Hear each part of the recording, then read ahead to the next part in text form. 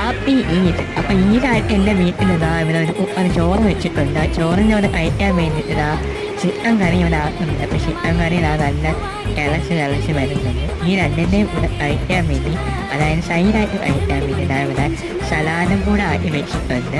അപ്പോൾ ഇത്രയുമാണ് ഈദ് സ്പെഷ്യൽ. അച്ചാറും ഉണ്ടായിരുന്നു. അങ്ങനെ ഇതെല്ലാം ആയിക്കൊണ്ടിരുന്ന സമയത്ത് ബോട്ടിൽ നിന്ന് കൊറിയർ വന്നിട്ടുണ്ടായിരുന്നു. ബോട്ടിൻ്റെ പ്രീവേറ്റ് വന്നെന്ന് പറയുന്നത് എയർപോർട്ടായിരുന്നു.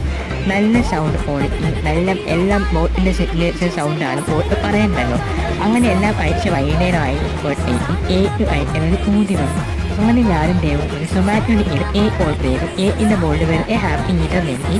അങ്ങനെ ഉത്സവം കാണാൻ വേണ്ടിയിട്ട് ഞങ്ങൾ എല്ലാവരും കൂടെ ജംഗ്ഷനിൽ പോയി നിന്നു. കുറച്ച് കഴിഞ്ഞപ്പോഴത്തേക്കും ഉത്സവത്തിൻ്റെ ആനയും അമ്പാരിയും മറ്റേ ഫ്ലോട്ട് എല്ലാവരും ഉണ്ടായിരുന്നു.